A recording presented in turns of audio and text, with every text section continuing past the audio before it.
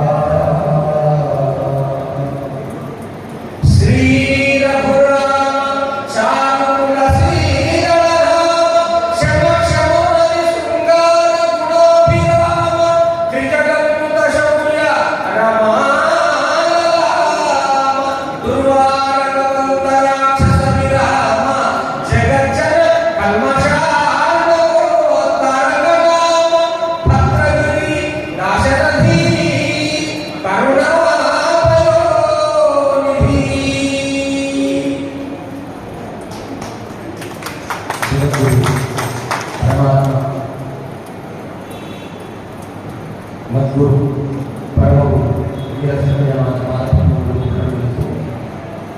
అదేవిధంగా సద్గురు మలయాళ స్వామి ఆశ్రమ పరంపరలో వెలిసినటువంటి గంగావరంలో వెలిసినటువంటి ఆశ్రమంలో పరమాత్మానంద స్వామి వారి యొక్క బీహార్ పథకం వహించినటువంటి ఈ 41వ వేదాంత విజ్ఞాన మహాసభలో అయోధ్యానగరంలో ఏర్పాటు చేయడం చాలా సంతోషదాయకమైనటువంటి విషయం. అంతేకాకుండా పరమాత్ముని యొక్క శక్తి అనేటటువంటిది ఏదైతే ఉన్నదో ఈనాడు భారతదేశంలో నిరూపించబడింది అనడానికి కారణం ఈ అయోధ్య నగరమే. ఈ అయోధ్య అనేటటువంటి నగరం ఏదైతే ఉన్నదో ఈనాడు ప్రపంచ ప్రసిద్ధిని చెందుతుంది అని చెప్పడానికి ఇది ఒక నాందిగా పలకవచ్చు. అందుగురించే వేదాంతంలో అనేటటువంటి మాటకు రామాయణం ఒక మాట చెప్పింది.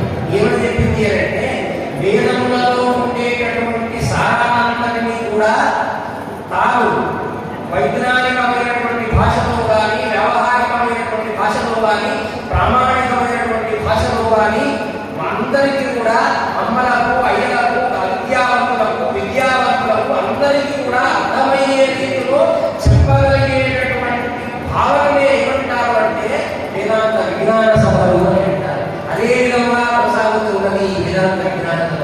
విజ్ఞానము అంటే విడదీసి చూసే పరిజ్ఞానాన్ని విజ్ఞానము అని అంటారు. ప్రతి మానవుడికి కూడా జ్ఞానం ఉంటుంది.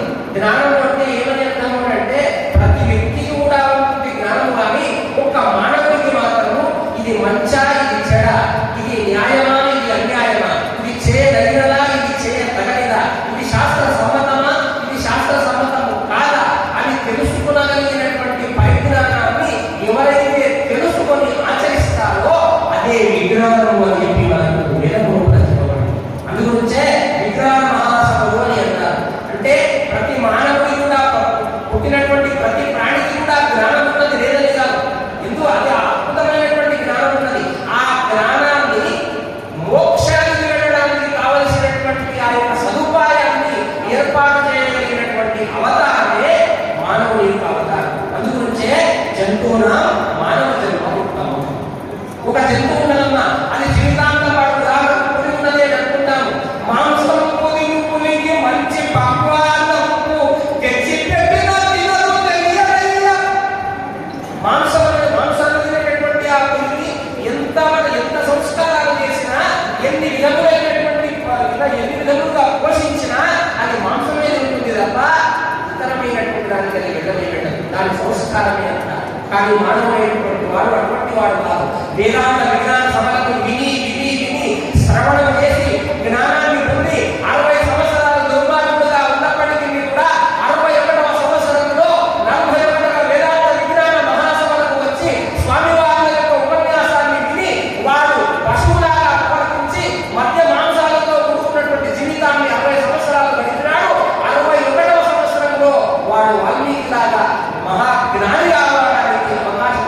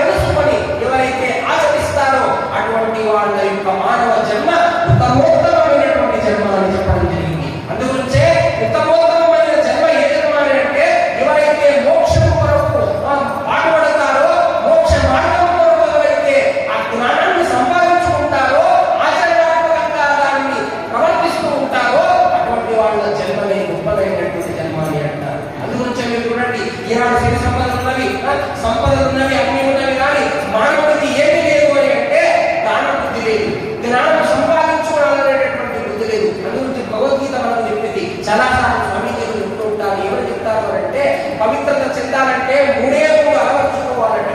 ఎగ్రో దాన తపక్షైవ భావనాలు మనిషినాలు అంటారు. అంటే యజ్ఞము చేయాలి. అందుగురించి సభలో స్వామీజీ వారు మొదటి నుండి పరంపరగా ఏం చేస్తున్నారు అంటే బ్రహ్మాండమైనటువంటి సామూహిక గాయత్రి యజ్ఞాన్ని ఏర్పాటు చేసినారు. ఈరోజు చాలా మంది యజ్ఞంలో కూడా పాల్గొన్నారు. చాలా ఆనందం ఉంటుంది. ఎగ్రో దాన తపశ్చైవ భావనాలు మనిషినాలు అంటారు.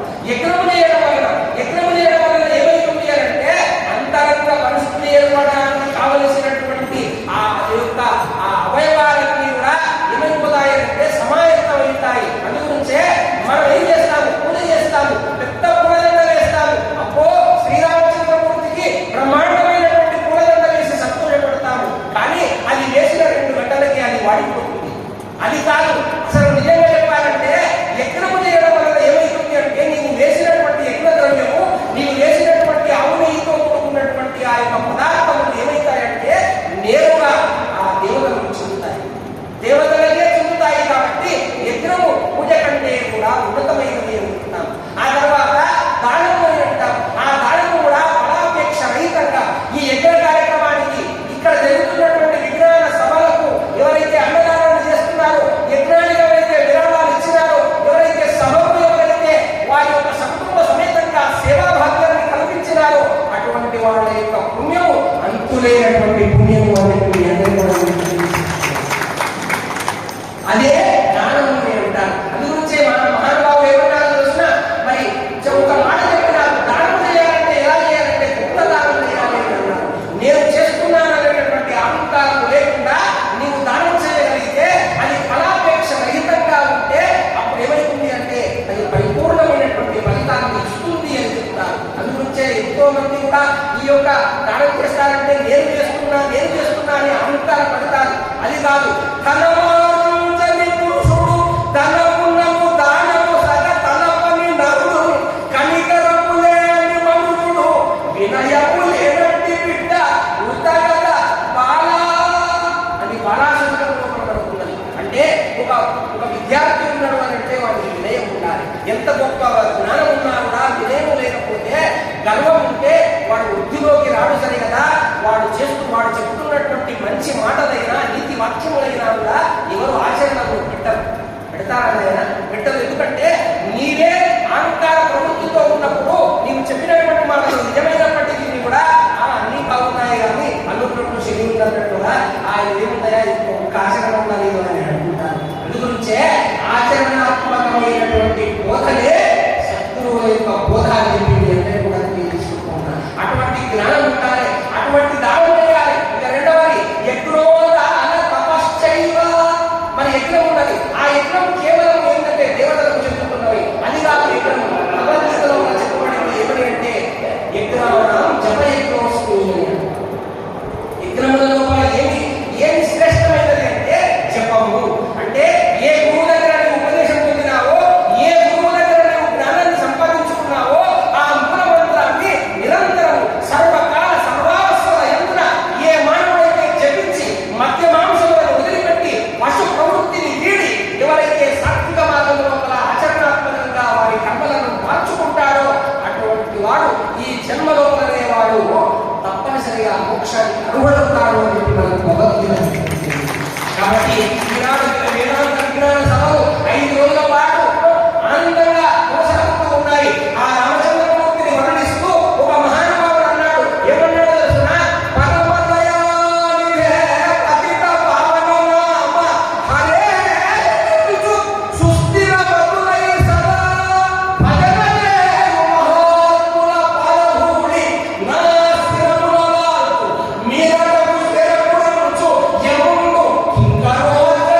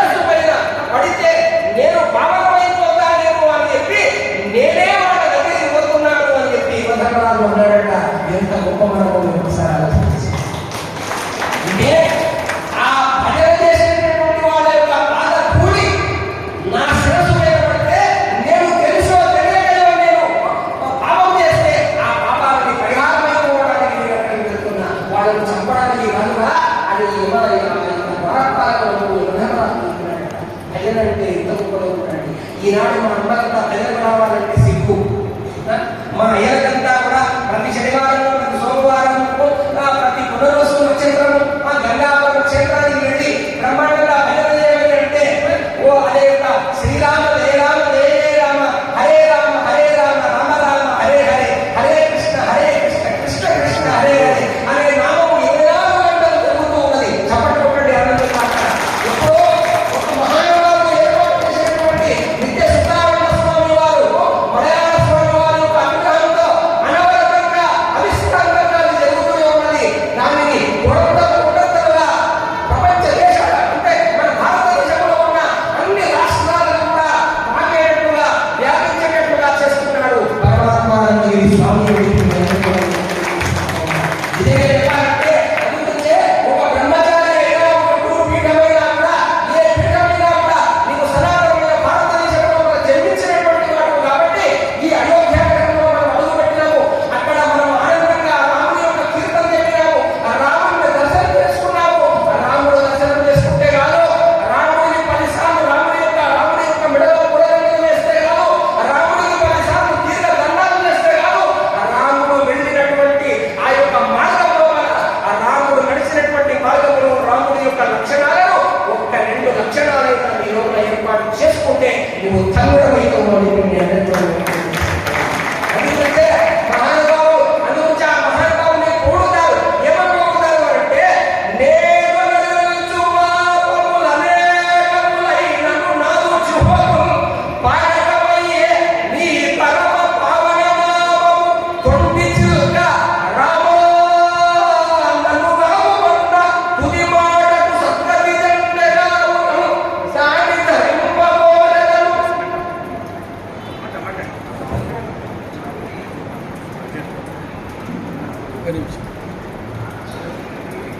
కరెంట్ పోయిందని చెప్తాను.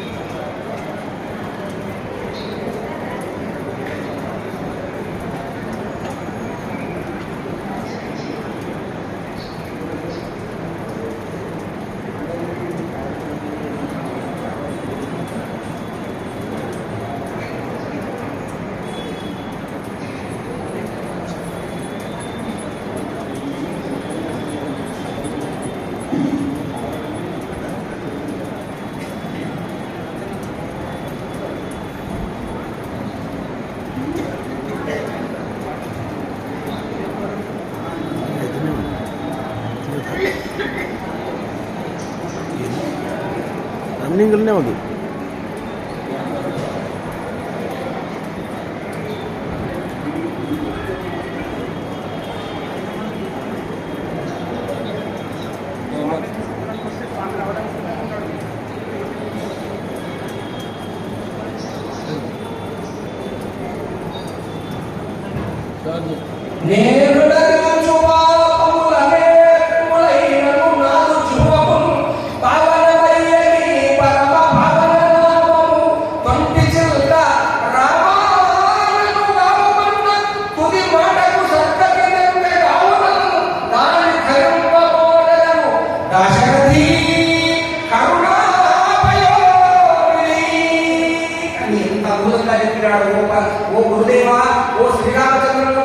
నేను ఎన్నో పాపాలు చేసిన ఈ కలియుగంలో, ఈ కలికాయంలో పడిన ఈ కలి ప్రమాణంలో నేను పడిపోయి మరి పూర్తిగా నేను అధర్మానికి లోనై, అన్యాయానికి లోనై అనేక పాపములను చేసి ఉన్నా. కానీ వేదముల ద్వారా, పండితుల ద్వారా నేను ఒక మాట విన్నా, శ్రీరామ శ్రీరామ శ్రీరామ అన్నట్టు శ్రీరామ శ్రీరామ అని ఒక్కసారి నువ్వు పలికినంత మాత్రముననే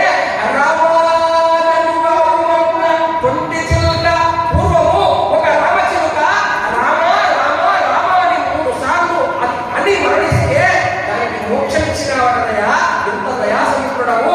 అటువంటి ఒక భాగ్యం నాకు కల్పించమని ఒక భక్తుడు వేడుకున్నాడు. ఆ భక్తుడే పంచమ గోపాల రామదాసు.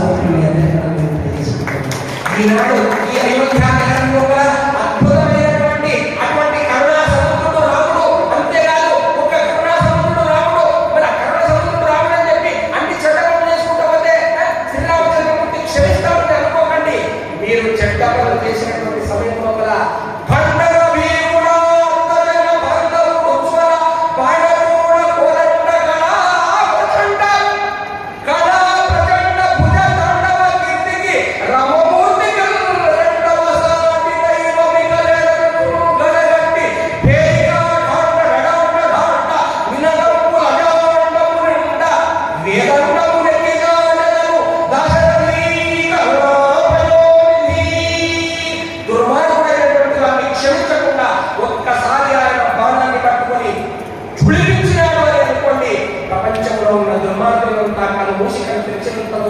సంహారం చేయగలిగినటువంటి గంభీరమైనటువంటి వీరత్వం కలిగిన వాడు శ్రీరామచంద్రమూర్తి. కాబట్టి ఏనాడు కూడా ఆయన కరుణా సముద్రుడు కదా, చెడ్డ పనులు చేస్తే ఆయన క్షమిస్తాడని అనుకోకండి. దుర్మార్గమైన పనులు చేస్తే తప్ప శిక్షిస్తాడు రాముడు. కాబట్టి రాముడు ఏమైనాడంటే రాజుగా కలిగినాడు. కాబట్టి రాజ్యం ఉండాలంటే ఎట్లా ఉండాలి?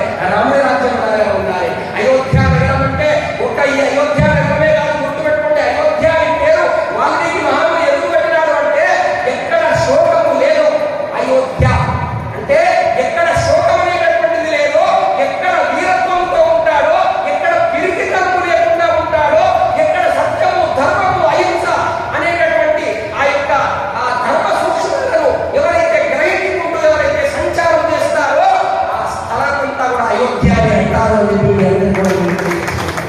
కేవలం అయోధ్య అంటే ఇక్కడే కాదు, ఎక్కడ ఈ ప్రపంచంలో ఏ మానవుడు ఈ ధర్మానికి సంబంధించినటువంటి 10 గుణాలను సంతరించుకొని రాముడిలాగా ప్రవర్తించగలిగినప్పుడు ఆ రాజ్యం అంతా అయోధ్యగా కాగలుగుతుంది. కాబట్టి రామ నామము అంత గొప్పదైపోయింది. ఒక చిలుక పలికింది, ఒక ఉడత పలికింది, ఒక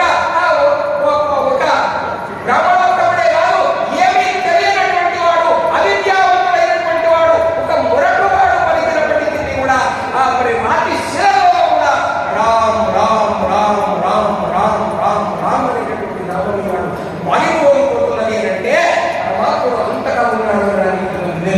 నిదర్శనం స్వామీజీ వారు నిన్ననే గురించి ప్రస్తావన చేసినారట. నాకు నిజంగా సమానంగా వారికి నేను క్షమిస్తూ ఉన్నా. ఎందుకంటే ఇక్కడ ఉన్నటువంటి వేలమ్మ, ఇక్కడ ఉన్నటువంటి మాతాజీలు, ఇక్కడ ఉన్నటువంటి స్వాములందరికీ కూడా నేను క్షంతని నేను భావించిన. ఎందుకంటే 3 రోజుల పాటు ఇక్కడ నేను ఉండాలి, 3 రోజుల పాటు ఇక్కడ నేను చెప్పాలి అని అనుకోకుండా ఏమైంది అంటే మా వెంబడి వచ్చినటువంటి భక్తులందరూ కూడా కాశీ వెళదామని చెప్పి అనుకోకుండా కాశీకి తీసుకెళ్ళినారు. అక్కడ ఏం చిత్రం జరిగిందో తెలుసునా? శివాయ విష్ణురూపాయ శివరూపాయ విష్ణవే శివస్థ ఉదయం విష్ణు విష్ణోక్ష ఉదయం శివ అని నిదర్శనమైంది. అక్కడ మాకు దర్శనం బాగానే జరిగింది, అన్ని బాగానే జరిగాయి. కానీ మేము 40 మంది వెళితే 4 ఏమైనారు అంటే కనపడకుండా వెళ్ళిపోయినారు. ఏం చిత్రము! సమయానికి లేకుంటే నేను 5:30కు సభ ఉంది, 5:30కు నా పేరుంది, నేను రావాలని భావించుకున్నా. కానీ వాళ్ళు ఏమైనారు అంటే అడ్రస్ లేకుండా వెళ్ళిపోయినారు. విపరీతమైనటువంటి జనం అక్కడ. నిజంగా చెప్పాలంటే ఈనాడు అయోధ్యలో రాముడు ఎప్పుడైతే వెలిసి ఉందో, రాముడు వెలిసిన తక్షణమే అక్కడ కాశీ నగరం అంతా ఏమైందంటే భక్తుల చేత పెట్టుకడలాడిపోయింది అని చెప్పి అందరూ ఇక్కడ వెళ్ళిన వాళ్ళంతా అక్కడికి వెళ్తున్నారు, అక్కడ వెళ్ళిన వాళ్ళంతా ఇక్కడికి వస్తున్నారు. అంటే ఏమని అర్థం అంటే కేవలం రూపాలు వేరు కానీ నామాలు వేరు కానీ పరమాత్ముడు ఒక్కడే. అప్పుడు నేను ప్రార్థించిన, అమ్మా శివుడంటే రాముడంటే వేరు వేరు కాదు, ఒక్కడని భావించుకొని ఇక్కడికి వెళ్ళే వాళ్ళు మేము అక్కడికి వెళ్ళినాము. ఒకవేళ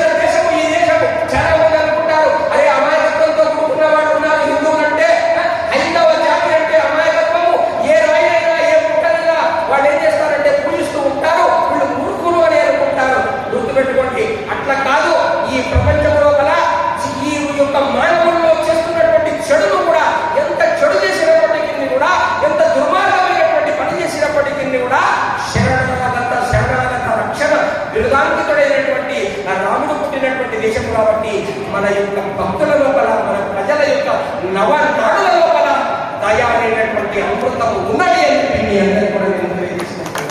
కాబట్టి అది రాముడి యొక్క గొప్పతనము. అంటే రామ ధర్మపతి, ఆ రామ ధర్మమే ఏమైందంటే ఈ ప్రపంచాన్ని కూడా పరిపాలన చేయగలుగుతుంది. నాయన ఇప్పటికైనా మీరు పరిశీలన చేసుకోండి. ఇన్ని సభలు ఏర్పాటైనవి, ఇన్ని సభలలో మీరు శ్రవణం చేస్తూ ఉన్నారు. ఇప్పటికైనా వీరత్వంతో ఉండండి.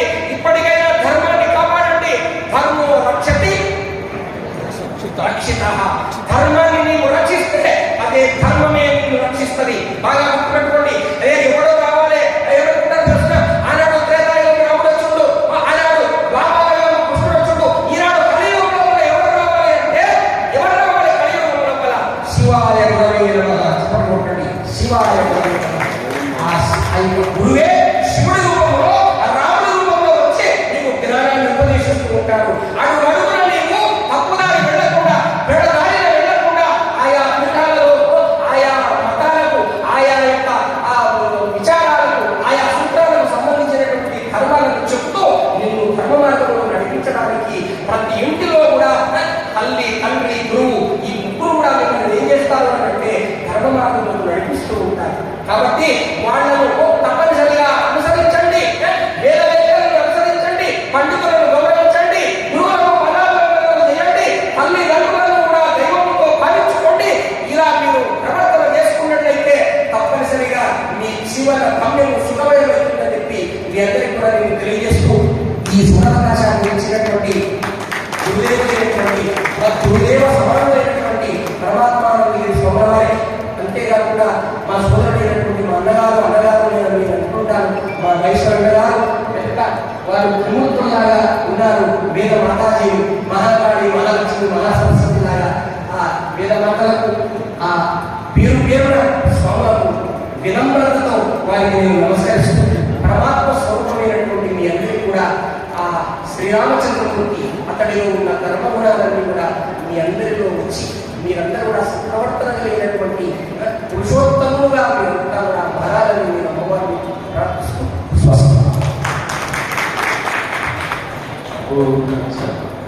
శ్రీమా గౌరీ గారు చక్కగా శ్రద్ధాశీలంగా